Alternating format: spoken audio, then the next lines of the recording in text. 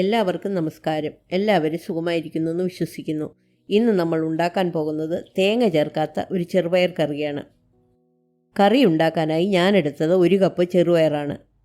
ആദ്യം നമുക്ക് ചെറുപയർ വേവിക്കാം. ചെറുപയർ നന്നായിട്ട് കഴുകി ഒരു കുക്കറിലിട്ട് 1/2 ടീസ്പൂൺ മഞ്ഞൾപ്പൊടിയും 1/2 ടീസ്പൂൺ ഉപ്പും ചേർത്ത് 2 കപ്പ് വെള്ളം ഒഴിച്ച് മീഡിയം ഫ്ലെയിമിൽ 2 വിസിൽ വരുമ്പോൾ ഗ്യാസ് ഓഫ് ചെയ്യുക.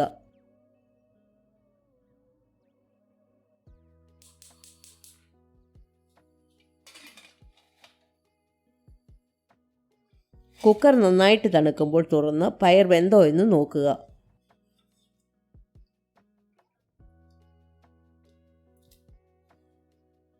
ഇനി കറി ഉണ്ടാക്കാനായി ഒരു കുഴിഞ്ഞ പാത്രം ഗ്യാസിൽ വെച്ച് ലോ ഫ്ലെയിമിൽ ചൂടാക്കുക. അതിലേക്ക് 1 ടേബിൾ സ്പൂൺ എണ്ണ ഒഴിച്ച് 5 വെളുത്തുള്ളി അരിഞ്ഞതിട്ട് ഏതാനും സെക്കൻഡ് മൂപ്പിക്കുക.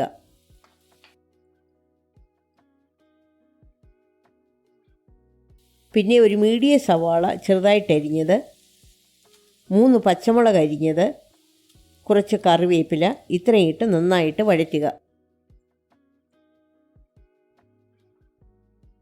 അതിലേക്ക് 1/2 ടീസ്പൂൺ മല്ലിപ്പൊടി, 1/2 teaspoon Kashmiri chilli powder, 1/2 teaspoon മഞ്ഞൾപ്പൊടി, 1/4 ടീസ്പൂൺ ഗരം മസാല ഇത്രയും ഇട്ട് മസാലയുടെ പച്ചമണം മാറാൻ ഏതാനും സെക്കൻഡ് വഴറ്റുക.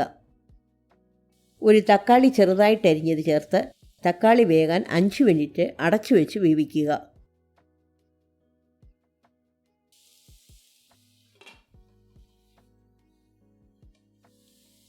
അതിലേക്ക് വേവിച്ചു വെച്ചിരിക്കുന്ന ചെറുപയറും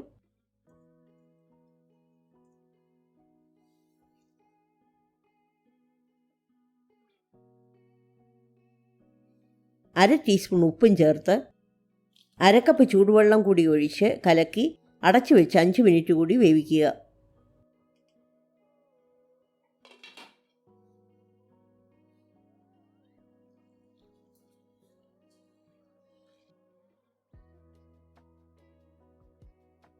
കറിക്ക് ചാറ് എത്രത്തോളം വേണമോ അത്രത്തോളം തിളപ്പിച്ചിട്ട് ഗ്യാസ് ഓഫ് ചെയ്യുക.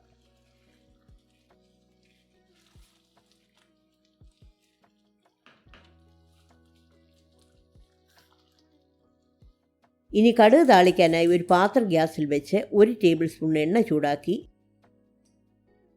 1/2 ടീസ്പൂൺ കടുകിട്ട് പൊട്ടിക്കുക. 1/2 ടീസ്പൂൺ ജീരകമിട്ട് മൂപ്പിച്ചിട്ട് 3 ഉണക്കമുളക്, 10 ചെറിയ ഉള്ളി അരിഞ്ഞത്, കുറച്ച് കറിവേപ്പില ഇത്രയും മൂപ്പിക്കുക. ചെറിയ ഉള്ളി കൂടുതൽ വറുത്തിട്ടാൽ കറിക്ക് കൂടുതൽ രുചിയായിരിക്കും.